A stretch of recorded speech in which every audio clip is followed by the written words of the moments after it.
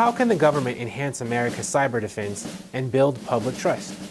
That was a huge topic at this year's RSA conference. The event was held in the wake of the National Institute of Science and Technology's release of a document this year laying out voluntary guidelines for public and private organizations to follow if they want their networks more secure. And a more secure network would help public and private agencies defend themselves when employees break the rules on the job. Because no matter where you go, where there are people, there can be problems, even in the government.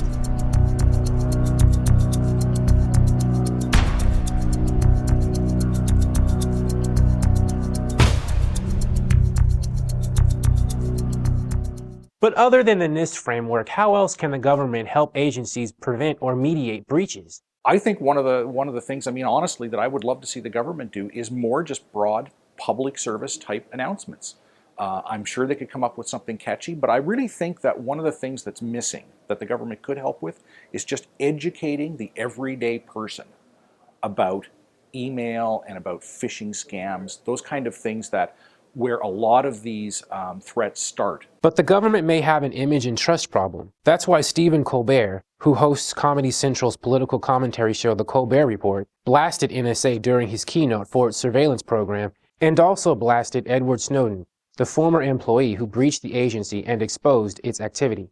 People are supposed to trust the government, so what happens if they think it's gone too far? That whole breach of trust really creates an issue. So if you breach the trust in general in that context, and then you're saying we need to be able to garner that private user information, but we have good intentions, or our intentions are in this particular flavor, I think that what happens is the general citizenry will have a lack of trust. We don't trust those sorts of things, and therefore you'll have a backlash. The last year has been a really interesting one, and sort of in many ways for worse rather than for better. We've had breaches from all kinds of government and corporate systems, the NSA breach being the largest of those.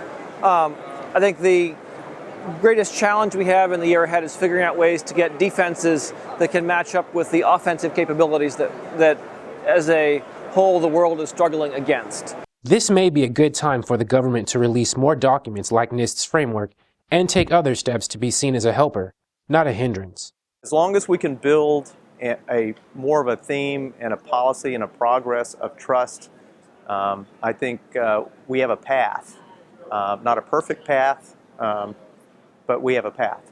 Check out govtech.com tomorrow for our next episode, where we delve into what security pros think you should put in your security policies.